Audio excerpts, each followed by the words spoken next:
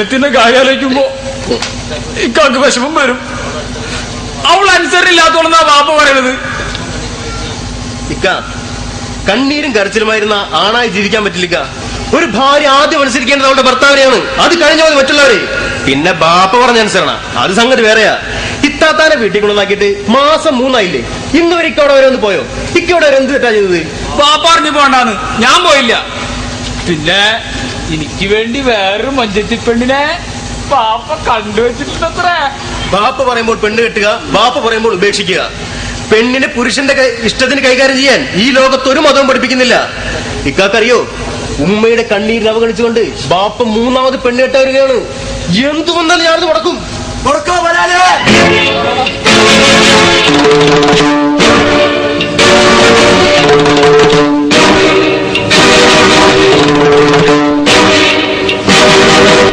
കൊടുക്കോ, നീ എത്രക്കാരാ? മുടക്കും ബാപ്പ, മുടക്കും. നിങ്ങളുടെ 2ാം ഭാര്യയും 3 മക്കളെയും നിങ്ങളിപ്പോൾ സംരക്ഷിക്കുന്നില്ല. ഇതിനൊക്കെ നാളെ സർവശക്തങ്ങൾ കണക്ക് പറയേണ്ടതെന്ന് ഓർക്കുന്നത് നല്ലത്. നിങ്ങളെ കാത്തിരിക്കുന്ന നരകമാണ്. ബാപ്പാനെ നരകത്തിൽ പറഞ്ഞാക്കുന്നാണ് റഷീദ നീ പറയണത്. നീ പറയണ നിയമം വെച്ച് നരകത്തിന്റെ വലിപ്പം കൂട്ടേണ്ടി വരുമല്ല. ഇല്ല ബാപ്പ, മനുഷ്യർ നരകത്തിൽ പോകാതിരിക്കാനുള്ള മുന്നറിയിപ്പ് നൽകാനാണ് കാലാകാലങ്ങൾ പ്രവാചകന്മാർ അവതരിച്ചത്. നരകത്തിന്റെ ആഴവും സ്വർഗത്തിന്റെ വിശാലതയും മനുഷ്യനെ നിർവചിച്ചിരിക്കും പുറത്തുള്ള കാര്യമാണ്. സർവശക്തനായ അള്ളാഹുവിന് മാത്രമേ അതറിയൂ. എടാ, പെണ്ണ് കെട്ടാൻ കഴിവാരോഗ്യമുള്ളവനെ എത്ര പേണെങ്കിലും കെട്ടാൻ ഖുർആനിൽ പറഞ്ഞിട്ടുണ്ട്. ആ ഭാഗം നീ ഓതിയിട്ടില്ലടാ ചെയ്ത്താനെ. ബാപ്പാന് പുതുസ്ലാമാക്കാൻ വന്നിട്ടുണ്ട്. വിവാഹമോചനത്തിനും ബഹുഭാര്യത്തിനും ഒട്ടനവധി ഉപാധികൾ വെച്ചുള്ള നിയമങ്ങളാണ് ഖുർആനിലുള്ളത്. സ്വാർത്ഥ താല്പര്യക്കാരായ മനുഷ്യർ എല്ലാ സംഗതികളും വെള്ളം ചേർത്ത പോലെ ഖുർആന്റെ ആശയങ്ങളും അത് ആവർത്തിച്ചിരിക്കുകയാണ്. നിങ്ങൾ ചെയ്തുകൊണ്ടിരിക്കുന്ന തെറ്റാണ്. പിന്നെ ബാപ്പാനെ പേടിപ്പിക്കുന്നു. എടാ, കഴിഞ്ഞ നോമ്പിന് ഇവിടെ വന്ന പാവപ്പെട്ടവർക്കൊക്കെ വാരിക്കോരി കൊടുത്തവരാണ് ഈ ബാപ്പ. അങ്ങനത്തെ ബാപ്പാനെ സക്കാത്ത് കൊടുക്കാത്തവരാണ് നീ സക്കാത്ത് കമ്മിറ്റിക്കാരെ അറിയിച്ചില്ലേ? ആചാര്ന്ന് വിളിക്കരുന്ന് ഈ നാട്ടുകാരോടൊക്കെ പറഞ്ഞു നടന്നു. ഈ വീടിന്റെ മതിലുമേല് ഇൻട്രസ്റ്റ് ഹാജീന്ന് എഴുതി വെച്ചില്ലേ? ഇതൊക്കെ കുരുത്തക്കേടല്ല റഷീദേ. വീടുകളിൽ നുണ പറഞ്ഞൊരു തമിഴന്മാർക്ക് 4 അണയും 8 അണയും നൽകി തന്റെ സക്കാത്ത് വിഹിതം കൊടുത്തു വീട്ടിയ നാട്ടിലാണ് നമ്മുടെ നാട്ടിൽ പലരും. അത് സക്കാത്തല്ല, ചക്കാത്താണ്. ദരിദ്രന്റെ അവകാശമാണ് സക്കാത്ത്, ധനികന്റെ ഔദാര്യമല്ല.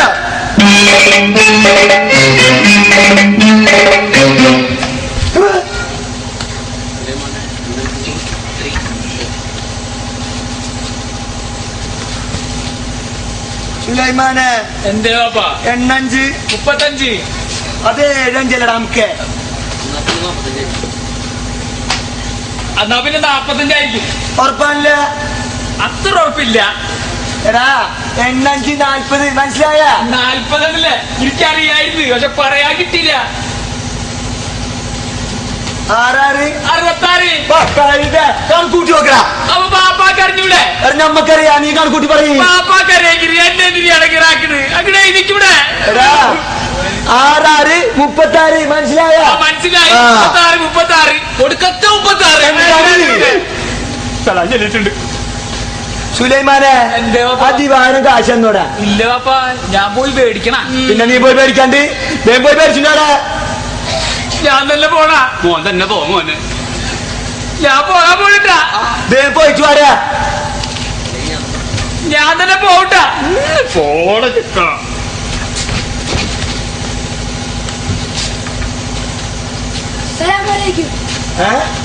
വെല്ലിപ്പാടത്തല്ലാ എന്തുണ്ട് കയ്യില്? ഈ വിളിച്ചിട്ട് പോടാ.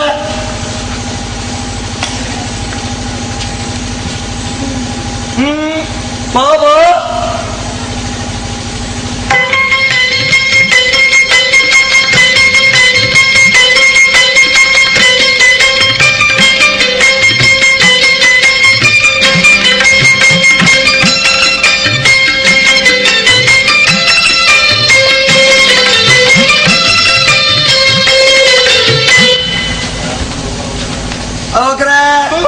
ഞാനുണ്ട്. 300 കുറവുണ്ടല്ലടാ. ആര് തരാഞ്ഞത്? അവൻ ഇന്നലെ തന്നില്ല. അവന് ഇന്നലെ തന്നില്ല, ഇന്നും തന്നില്ല, നാളെയും തരൂല. റഷീദ് മാഷ് പറഞ്ഞിത്ര ഇപ്പൊ കൊടുത്തോടത്തോളം മുതലിലേക്കും പിന്നെ ലാഭത്തിലേക്കും ആയിട്ടുണ്ടെന്ന്. ഇനി പലിശ കൊടുക്കണ്ടാന്ന്. നമ്മള് കടം കൊടുത്തോരോടൊക്കെ മൂപ്പര് പറഞ്ഞെടുക്കണ പലിശ കൊടുക്കണ്ടാന്ന്. ഈ പുതുസ്ലാമിനെ കൊണ്ട് നമ്മള് തോറ്റൽ മതി നിങ്ങളെ. എന്താ പാപ്പ? എടാ നിനക്ക് വേണ്ടി നമ്മൾ വിഷം കഴിച്ചു പഠിക്കണം പഠിച്ചോന്നേ. ബാപ്പ എന്താ ഇങ്ങനെയൊക്കെ സംസാരിക്കുന്നത്? എടാ എന്റെ കച്ചവടത്തിൽ ബിസിനസ്സല്ലേടാണ് നിന്നോട് ആര് പറഞ്ഞത്? ആര് പറഞ്ഞത്? ആ മേഖലയോട് നമുക്ക് കൊടുക്കണമെന്ന് പറഞ്ഞോന്ന്. ബാപ്പ, നിങ്ങൾക്കൊരു മാറ്റം വരാൻ ഞാൻ 5 നേരം പ്രാർത്ഥിക്കുന്നുണ്ട്. ഇത്രയ്ക്ക് പ്രായമായിട്ട് ഇതൊക്കെ നിർന്ന് നേർവഴിക്ക് വന്നില്ലെങ്കിൽ മരിക്കുന്നതിന് ഒരു ചാൻസ് കിട്ടിക്കൊള്ളുന്നില്ല. അപ്പളേ നമ്മൾ ഈ കോലത്തിൽ തന്നെയാണ് നിന്റെ ബാപ്പായത്. ഇനി നിനക്കൊരു പുതിയ ബാപ്പാണെങ്കിൽ നമ്മളെ കൊണ്ട് നിവൃത്തിയില്ല മോനെ. ബാപ്പ, നിങ്ങളുടെ ചിന്താഗതികൾ തെറ്റാണ്. ഇത്രയ്ക്ക് പ്രായമായിട്ടും ഇതെല്ലാം നിർന്ന് നേർവഴിക്ക് വന്നില്ലെങ്കിൽ മരിക്കുന്നതിന് ഒരു ചാൻസ് കിട്ടിക്കൊള്ളണമെന്നില്ല. അതന്നെ അതന്നെ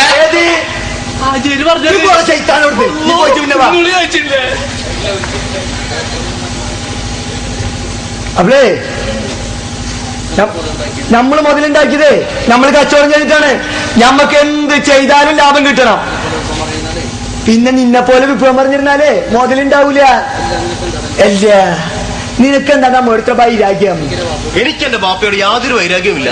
വൈരാഗ്യം ഉണ്ടായിരുന്നെങ്കിൽ ഞാൻ നിങ്ങളെ തെറ്റുകൾ ചൂണ്ടിക്കാട്ടി തരില്ലായിരുന്നു. നിങ്ങളോടുള്ള സ്നേഹം കൊണ്ടാണ് ഞാൻ ഇതൊക്കെ പറയുന്നത്. അല്ലേ ഞാൻ നിന്നെ പഠിക്കാനയച്ചതേ ബാപ്പാനെ പഠിപ്പിക്കാനല്ല. ബാപ്പ, മരണക്കിടക്കയിൽ കിടന്ന് റബ്ബിനെ വിളിച്ചാൽ റബ്ബ് കേൾക്കില്ല. മുങ്ങി മരിക്കും ഉറപ്പായപ്പോൾ ഫിർഔൻ ചെയ്ത കുറ്റസമ്മതം പരിഹസിച്ച് തള്ളുകയാണ് അല്ലാഹു തആല ചെയ്തത്. നിർത്തടാ. ഒരു കാര്യം, ഞാൻ നിന്റെ ബാപ്പയാണ്. ഞമ്മക്കെതിരെ കൊടി പിടിച്ചറിഞ്ഞാല് ഇസ്മാലാക്കി പോയ ഒരു കുപ്പായുണ്ട്, അതെടുത്തരും. മനസ്സിലാകാ കഴുത.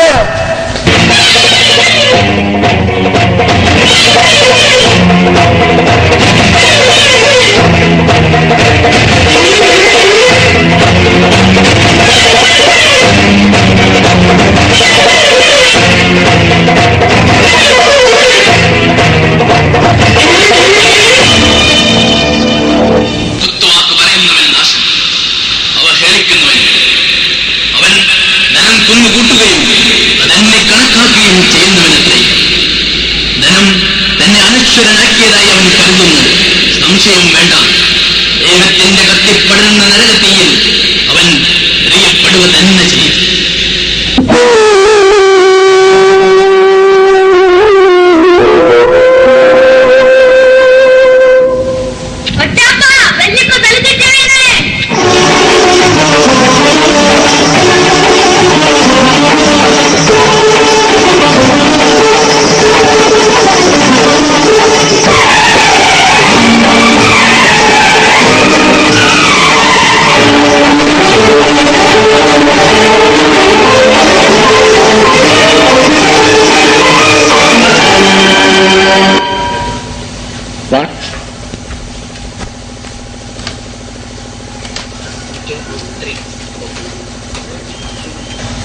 കൊളസ്ട്രോൾ ഒന്ന് ചെക്ക് ചെയ്യണം. ECG എടുത്തു നോക്കണം. ഓപ്പറേഷൻ വേണ്ടി വരും ഡോക്ടറെ. ഓപ്പറേഷനോ? എന്തിനാണ് ഓപ്പറേഷൻ? പിന്നെ വൈകിട്ട് വാപ്പയുമായി ഹോസ്പിറ്റലിൽ വരണം. ടെസ്റ്റുകളൊക്കെ നമുക്ക് അവിടെ വെച്ച് നടത്താം. ഞാൻ പോട്ടെ ആചാര്യ.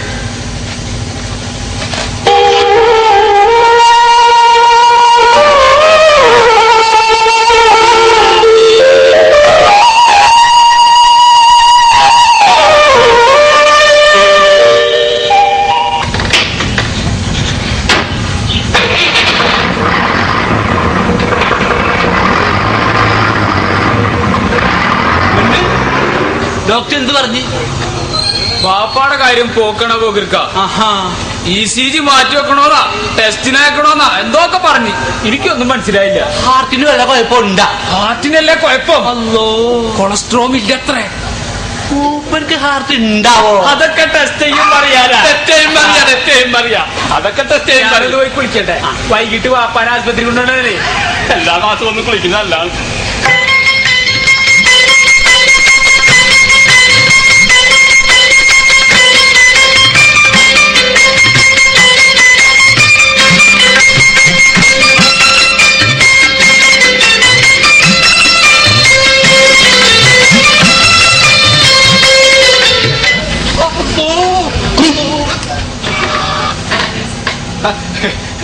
ആചാര്യ, ഇന്നലെ നടന്ന മഹല്ല പൊതുയോഗത്തിലത്തെ വിവരമ്പല്ലോ അറിഞ്ഞ? ഞമ്മക്കൊന്നും അറിയണ്ട. ഞമ്മളെ പുറത്താക്കാൻ മാത്രം കമ്മിറ്റിക്കാർ വളർന്നല്ല, അത് മതി. എന്നാലും കേക്ക് ആചാര്യ, പോത്ത് ഓടിയ വകയില് കാർ ഓടിയ വക 1000 ഉറുപ്യ. അതെന്താണ്ടോ വെക്കറേ? കഴിഞ്ഞ വലിയൊരുനാക്ക് അറക്കാൻ കൊണ്ടുവന്ന പോത്തിയിലൊരെണ്ണം കയറും വിട്ട് ചോടി. അതിനെ പിടിക്കാൻ കമ്മിറ്റിക്കാര് പിന്നാലെ കാറിയിൽ ഓടി. ആ വകയിൽ 1000 ഉറുപ്യ ചെലവായിന്ന് സിക്കരി കണക്ക് വായിച്ചു. റഷീദും കൂട്ടരും വിടുവോ? അങ്ങനെ ഒരു സംഭവം ഉണ്ടായിട്ടില്ല എന്ന് റഷീദും കൂട്ടർ. നിന്റെ വാപ്പ പറഞ്ഞിട്ടാണ് അങ്ങനെ കണക്കേതായിരുന്നു സിക്രി. അവസാനം കത്തിയവിടെ വിട്ട് പാവം കാശ് സിക്രി കൊടുക്കണമെന്ന് മൂപ്പര് മാപ്പും പറഞ്ഞു. അല്ല അത് ശരിയാണല്ല, കാശും കണക്കും നോക്കുന്ന സിക്രിയാണല്ല, അങ്ങേരോട് കൊടുക്കട്ടെ. കൊടുക്കട്ടെ വേറെ എന്താ ചെറിയ കള്ളക്കണക്ക്? തേങ്ങ വിറ്റത് 1000 എണ്ണം, മടല് വിറ്റത് 1500. അപ്പൊ 500 തേങ്ങയുടെ കണക്ക് എവിടെ എന്ന് റഷീദും കൂട്ടരും. 500 മടലാരാണ്ട് സംഭാവന ചെയ്താണ് സിക്രി. ആളെ കാട്ടിച്ചറിയാൻ റഷീദ്, ആളെ മറന്നു പോയത് സിക്രി. അവസാനം കത്തിപ്പെടപെട്ടു. എന്താ ജേരെ, ചുരുക്കി പറഞ്ഞാലൊരു 15,000 റുപ്യക്ക് തലയില്ല. ഒരാഴ്ചക്കുള്ളിൽ കൊടുക്കണമെന്ന് ഖത്തീബിന്റെ മധ്യസ്ഥം. ഇനി ആ കാശിന് ഇവിടെ വരുമോ? അതെന്തിനാണ് ഇവിടെ വരുന്നത്? വായ്പ മേടിക്കാനേ. ഇപ്പൊ ആരുടെ കമ്മിറ്റിക്കാര്? ഗഫൂർ സാഹിബ് പ്രസിഡന്റ്, റഷീദ് മാഷി സിക്രി, പിന്നെ ആരൊക്കെയാവും. അല്ല ജരെ, നിങ്ങളെന്താ ഒഴിവായത്? നിങ്ങൾ കൂടി വേണ്ടിയിരുന്ന കമ്മിറ്റിയില്. നമ്മക്ക് വലിയ ശരീര സുഖമില്ല നോക്കറേ. നീ പുതിയ ആളുകൾ മാലില് ഭരിക്കട്ടെ. വന്നല്ലോ. ഹാജിയാർ പറഞ്ഞത് ശരിയാണ്. ഇനി പുതിയ ആളുകൾ മാലി ഭരിക്കട്ടെ. ഹാജിയാർ വിശ്രമിക്കണം. അപ്പളേ നമ്മളെപ്പോഴും വിശ്രമിക്കണമെന്നും നമ്മെപ്പോ മരിക്കണമെന്നും നിങ്ങൾ കിട്ടാൻ പറയണ്ട. നമ്മളെ പുറത്താക്കിയപ്പോ കമ്മിറ്റി എന്നായ അത് മതി. കമ്മിറ്റി അംഗങ്ങളിൽ പലർക്കും ഒട്ടേറെ പോരായ്മകളും ബലഹീനതകളും ഉണ്ടായിരുന്നു. താരതമ്യേന അത്തരം കുറവുകളൊന്നും ഇല്ലാത്തവരാണ് പുതിയ കമ്മിറ്റിക്കാർ. നമ്മളെ പുറത്താക്കാൻ നിങ്ങൾക്കായിരുന്നല്ല ഖത്തീബ് എടുക്കാം. വളരെ കാലമായി ഹാജിയാരായിരുന്നല്ലോ മഹലിന്റെ പ്രസിഡന്റ്. ഒരു പരിശുദ്ധ ഭവനത്തിന്റെ പരിപാലനം ഏറ്റെടുത്ത നിങ്ങൾക്ക് യാതൊരു മാറ്റവുമില്ല. വൻ പാപങ്ങളിൽ പലതും പരസ്യമായി ചെയ്യാൻ നിങ്ങൾക്ക് മടിയില്ലാതായിരിക്കുന്നു. എനിക്കൊന്നുമില്ല.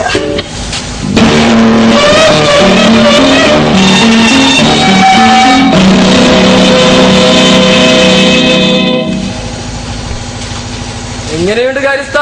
പിരിവൊക്കെ എങ്ങനെ പോകുന്നു? അതെ, നമ്മൾ ജീവിത പ്രശ്നമാണ് ഉസ്താദെ. നമുക്ക് ജീവിക്കാൻ വേറെ മാർഗമില്ലായിട്ടാണ്. നമ്മുടെ പാവങ്ങളെല്ലാം ഓർക്കും സുഖ. നിങ്ങളെപ്പോലുള്ള അല്പജ്ഞാനികൾ ധാരാളമുണ്ട് ഈ സമൂഹത്തിൽ. വ്യക്തമായ മാർഗരേഖയും ജീവിത ലക്ഷ്യവുമുള്ളവരാണ് മുസ്ലിങ്ങൾ. പക്ഷേ ജീവിതത്തിൽ ആദർശം പുലർത്തുന്ന കാര്യത്തിൽ അവർ പലപ്പോഴും പരാജയപ്പെട്ടു പോയാണ്. സ്വത്തിന്റെ കാര്യത്തിൽ, വിവാഹത്തിന്റെ കാര്യത്തിൽ, അങ്ങനെ പല രംഗത്തും മുസ്ലിങ്ങൾ സ്വന്തം നില മറക്കുകയാണ്. വിവാഹത്തിന്റെ കാര്യം പറഞ്ഞപ്പോൾ നവോക്കറിന് ഒരു കാര്യം ഓർമ്മ വന്നത്. നമ്മളെ അന്തമാചര മോനില്ലേ കോങ്ങനക്ക്, അവനക്ക് കിട്ടിയത് സിനിമാ നടി ഷക്കീറാനെ പോലത്തെ ഒരു പെണ്ണ്. സ്ത്രീധനം 150 അവന്റെ സ്വർണം, 5 ലക്ഷം ഉറുപ്പ്യ, ഒരു മാരുതിക്കാർ. ആ അംഗം മെഹർ കൊടുത്തതോ അവന്റെ ഒരു കുഞ്ഞു മോതിരം. ആ പൊട്ടൻ കാർ ഓടിക്കാൻ അറിയാണ്ട